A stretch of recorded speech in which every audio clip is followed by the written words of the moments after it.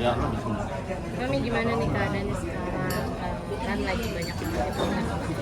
Gimana sih, seperti apa sih boleh jelasin? Kenapa? Keadaan sekarang nih? Alhamdulillah sih baik-baik aja, karena memang ya semua sakitnya kan terkontrolnya sama dokter, semuanya terkontrol dokter, jadinya dan saya juga taat sama apa yang dokter berikan kepada saya, pengobatan. Alhamdulillah ya, meskipun agak capek-capek gitu, tapi ya alhamdulillah masih bisa beraktivitas, masih bisa bekerja.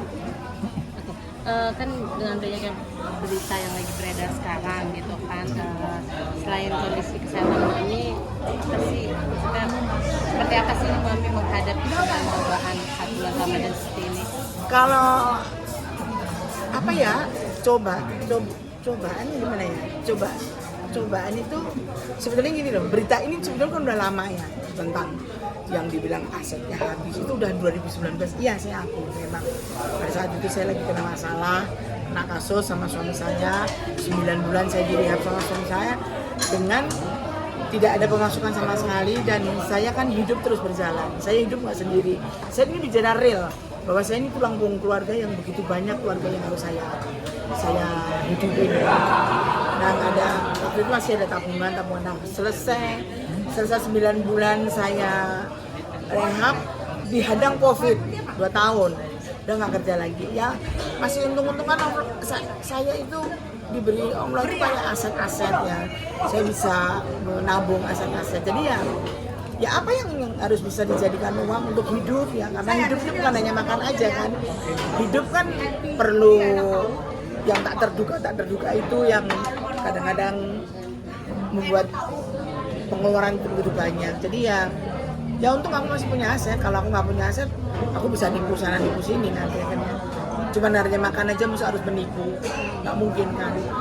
Terus menyayangkan aset kita tapi kita nipu diri kan, nggak mungkin. Ya aku harus ikhlaskan semuanya itu. Terus abis itu ada lagi cobaan bahwa saya diberi sakit kanker, terus 4 bulan kemudian habis kanker saya harus operasi mata ya, karena mata ini jadi udah diganti semua kan hitamnya, karena ada katarak tapi dalam, jadi udah nggak berfungsi mata saya ini. Operasi habis itu banyak banget, jadi kayak karena mungkin memang sakit itu kan semua dari pikiran ya, jadi ya apalagi udah seusia saya yang mungkin dulu masa mudanya hidupnya nggak terkontrol, bandel, ya sekarang mulai gitu. Tapi Mami ada penyesalan nggak sih? Maksudnya dulu kan dari muda, dari kecil sudah mencari rezeki ya kan, menghidupi saudara katanya, dan sekarang malah di masa tua menjadi seperti ini. Saya tidak pernah menyesal Mbak ya, karena dari 7 bersaudara saya itu memang saya yang diberi talenta sama Allah, yang diberi rezeki berlebihan sama Allah. Dari yang 6 itu memang pada saat itu memang membutuhkan pertolongan saya, dan dalam Islam itu kan yang wajib ditolong itu kan saudara dulu ya, kalau diikutin ya, baru ke orang lain.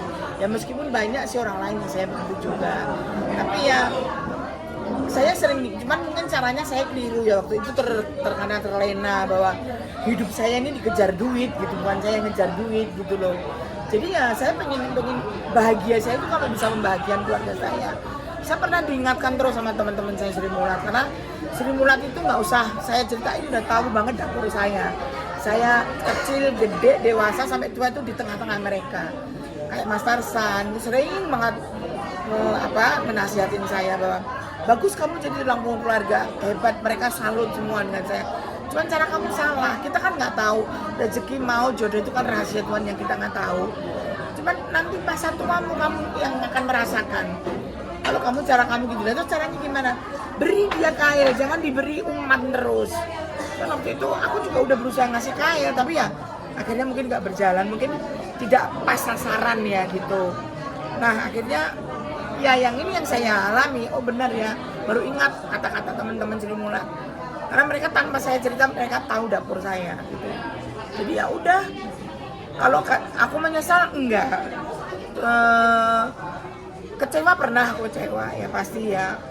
Pada saat aku dulu pernah ngeblok semua keluarga, cuman hanya karena mungkin aku seorang ibu di Indonesia, di dunia pun itu kepingin banget kalau pisah sama anak itu ditanya kabar, ditanya kesehatan, itu mungkin udah yang aduh suatu kebahagiaan itu yang nggak pernah aku dapat tadinya. Akhirnya dengan aku ngeblok itu mereka sadar, ya udah Allah aja selalu apa namanya, maksudnya saya sebagai manusia nggak harus maaf ya mbak, aku nggak memaafkan apalagi saudara saya sendiri, orang lain aja saya maafkan kok gitu loh.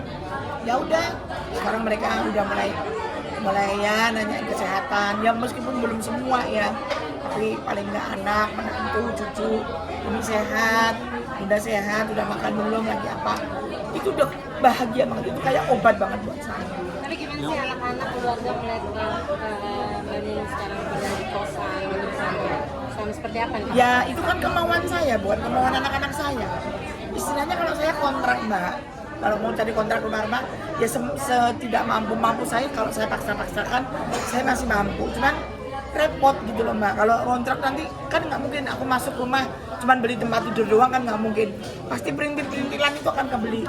Ya nanti kalau bulan depan aku mampu bayar lagi, kalau enggak ya kan pindah-pindah lagi kan repot. Ya udah kos aja yang nyaman, cuman bawa badan, bawa baju. Dan aku merasa ya walaupun sebetulnya awal-awalnya sedih, kaget gitu ya, oh kos kayak gini, yang tadinya aku tuh juragan kos sekarang jadi kos gitu. Akhirnya ya udah aku jalani dengan ikhlas, terus aku terima dengan semuanya kan.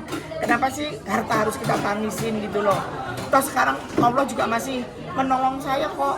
Pada saat saya kena cancer itu saya nggak punya apa-apa, uang aja nggak punya, terus harus operasi, harus pemeriksaan tahapnya yang banyak banget.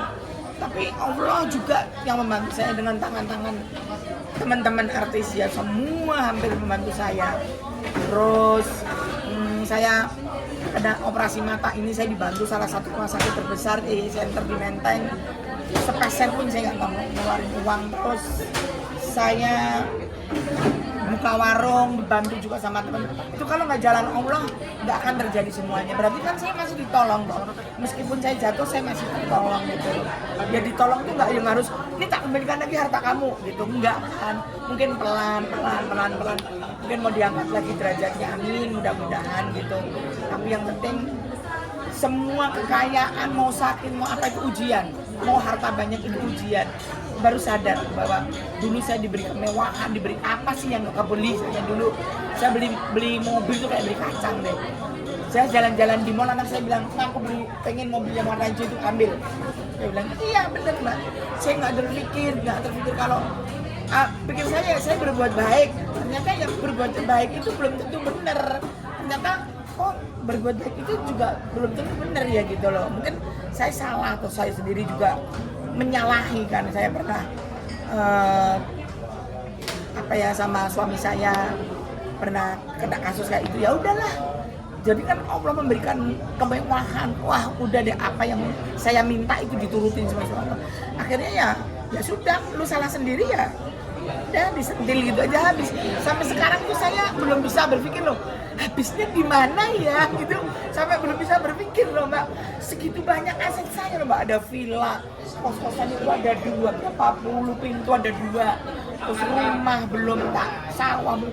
Habisnya di mana tuh? Tapi ya sudah nggak apa-apa. Yang penting sekarang itu paling utama saya tuh cuma minta kesehatan. Karena saya diberi sehat, saya masih bisa beraktivitas. Karena sehat itu mahal sekali. Yang ini merupakan titik terendah buat Mami. Apa sih yang bikin Mami kuat? Kalau titik terendah sebenarnya udah 5 tahun yang lalu mbak. Saya ditinggal ibu saya. Ibu saya itu mendengar saya kena kasus sakit sampai tidak sakit berkepanjangan sampai tidak ada, itu saya itu benar-benar yang sampai sekarang belum bisa memaafkan diri saya sendiri. Sampai sekarang udah hampir 5 tahun saya belum berani ziarah ke makam ibu saya. Jadi masih merasa kayak belum kuat, hati saya belum kuat. Saya merasa aduh, kalau saya dikembalikan menjadi anak kecil lagi, masih ada ibu saya lagi, akan gue cium terus kaki ibu saya, surganya kaki ibu saya akan cium. Cuman ya semuanya udah takdir, udah dijalanin ya. Tinggal sekarang apa yang bisa saya lakukan ya, doa saya selalu saya kirimkan doa buat ibu saya, ayah saya, anak saya, semuanya. terus saya tentang kesehatan saya itu. Memang